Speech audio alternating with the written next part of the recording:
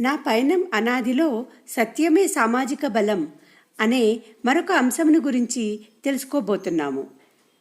భారతీయ వైదిక విజ్ఞానం ఇక్కడి జీవన విధానమును హిందూ ధార్మిక జీవనమని, సనాతన ధర్మమని తెలియచెప్పడమే కాదు, దానిని నిర్వచించి ఆచరణ మార్గాన్ని అందించింది. ధర్మాన్ని ఇక్కడి సామాజిక జీవన విధానంగా వ్యవస్థలలో నెలకొల్పింది. సృష్టిలోని ప్రతి ఉపాధి తానందించే ప్రయోజనం సృష్టి కార్యాన్ని నడిపిస్తూ ఉంటే, తాను తన స్థితిని కాపాడుకోవడానికి అదే సృష్టి నుండి శక్తిని పొందుతోంది. ఇది ఆ ఉపాధిలోని అంతర్గత నిర్మాణం ఆధారంగా ఉంటుందని, అది దాని స్వభావమని, దానినే దాని ధర్మంగా నిర్వచించారు. వస్తువు కనబరిచే స్వభావాన్ని దాని ధర్మంగా పాశ్చాత్య నాగరిక సమాజములు కూడా అంగీకరించాయి. ఇదే ధర్మాన్ని కొలమానంగా స్వీకరించి ఇక్కడి వైదిక ధార్మిక సమాజము నిర్మించబడి నడపబడుతోంది.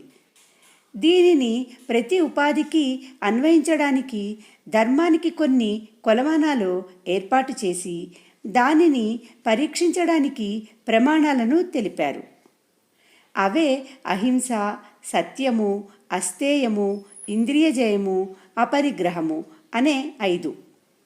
ఇవి మనం చేసే ప్రతి ఉపాధిని స్పృశించినప్పుడు ఆ ఉపాధి స్పందనను గుర్తించి ధర్మాన్ని ప్రమాణబద్ధంగా పాటించడానికి ఏర్పాటు చేయబడ్డాయి.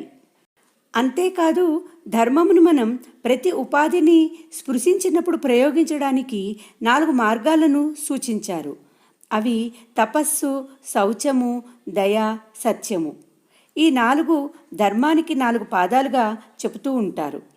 సమాజము, కాలము, నిడివి పెరిగే కొద్దీ ఈ 4 పాదాలు ఒక్కొక్కటిగా తరుగుతూ చివరికి సత్యమనే పాదాన్ని మాత్రమే ఆధారంగా ఇక్కడి సమాజ జీవనం సాగుతూ ఉంటుందని నిర్వచించారు.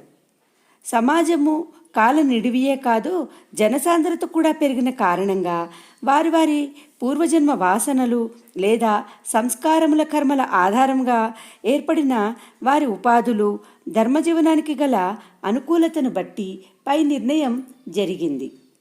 నేటి సమాజంలోని మానవులు తపస్సు, శౌచము అనే 2 మార్గాలను అనుసరించే వారిని గొప్పవారిగా గౌరవించడం మాత్రమే చేయగలుగుతున్నారు.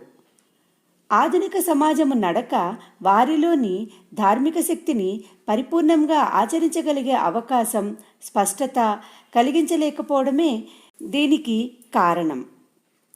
తపస్సు చేసే మహాత్ములు శౌచము, దయ, సత్యనిష్టలతో పరిపూర్ణ ధర్మపరాయణులుగా సమాజమునకు దూరముగా ప్రశాంత వాతావరణములో తమ ఉపాధిని యమ నియమముల సాయంతో ఒక ఆసనముగా మార్చుకొని ప్రాణాయామ, ప్రత్యాహారములతో స్థిరీకరించి ధారణ, ధ్యాన సమాధులను పొంది పరిపూర్ణ ధార్మిక జీవనం కొనసాగిస్తున్నారు.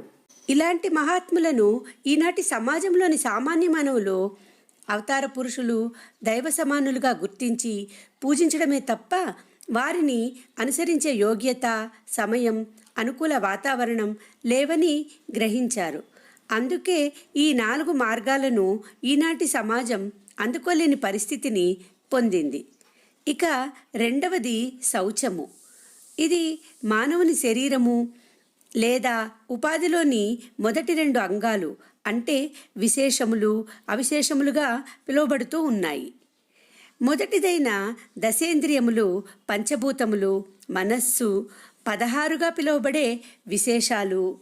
రెండవది అయిన అహంకారము లేదా ప్రాణశక్తి మరియు పంచభూత తన్మాత్రలైన శబ్ద, స్పర్శ, రూప, రస, గంధాలు 6గా పిలువబడే అవిశేషాలు. వీటిని సాధన చేస్తూ వేదజ్ఞానాన్ని సమాజమునకు అందిస్తూ ఆ వేదజ్ఞాన ప్రచారాన్ని సాధించడానికి ఆశ్రమములను ఏర్పాటు చేసుకొని సమాజమునకు మార్గదర్శనం చేసే గురువులుగా నిలిచిపోయారు. వీరు తపస్సు సహా 4 అంశాల ధర్మాన్ని ఆచరించే మహాత్ముల్లాగా సమాజమునకు దూరంగా ఉండి సాధన చేసే వారి వలె కాక సమాజమును నడిపించే ధార్మిక శక్తులుగా సన్యాస ఆశ్రమములలో ఉండి గురువులుగా ప్రకటించబడుతూ ఉన్నారు. వీరిని ఆశ్రయించి సమాజంలోని జనులు వీరి మార్గదర్శనంలో నడవడానికి వారికి శిష్యరికం చేసి జీవనం చేస్తూ ఉంటారు. వీరికి వ్యతిరేకంగా వీరి ప్రచారంను ప్రశ్నిస్తూ జీవించేవారు కూడా సమాజంలో ఉన్నారు. ఈ రకంగా రెండవదైన శౌచాన్ని కూడా పాటించని పరిస్థితి నేటి సమాజమునకు ఎదురవుతోంది. ఇక మిగిలినవి దయా, సత్యములు. ఈ రెంటిలో దయాను ధర్మ మార్గము అనుసరించడానికి నేటి సామాజిక పరిస్థితులు సహకరించవు. కారణం, దయను దీనుల, బలహీనుల, అజ్ఞానుల ఎడ ప్రదర్శించడానికి ప్రతి వ్యక్తికి తగిన శక్తి ఉండాలి. వారి దుస్థితికి కారణమైన వారిని దండించడానికి అధికారం ఉండాలి. అంతేకాదు, వారిని స్థిరీకరించడానికి తగిన వసతులను, రక్షణను కల్పించగలగాలి. వారిని ఆదుకోవడానికి తగిన ఆర్థిక స్తోమత కలిగి ఉండాలి. ఇవన్నీ నేటి ఆధునిక సమాజంలో కేవలం వ్యక్తులు నిర్మించుకున్న వ్యవస్థలకు మాత్రమే సాధ్యం. అందుకే దయను ధర్మ మార్గంగా ఎంచుకోవడానికి వ్యక్తిగత సమర్థత సరిపోదు. ఇక మిగిలినది సత్యము. ఇది నాలుగవది, చివరిది అయిన ధర్మ మార్గము.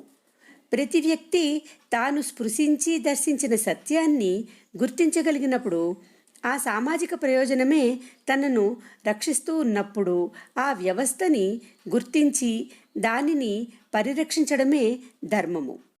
అదే ధర్మ మార్గంలోని 4వ అంగముగా నేటి సమాజమునకు, దానిలోని వ్యక్తులకు ఆధారంగా నిలిచి రక్షిస్తోంది.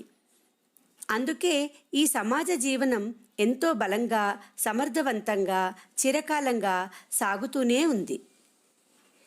నా పయనం అనాదిలో మరొక అంశంతో తిరిగి వచ్చే వారం కలుద్దాం.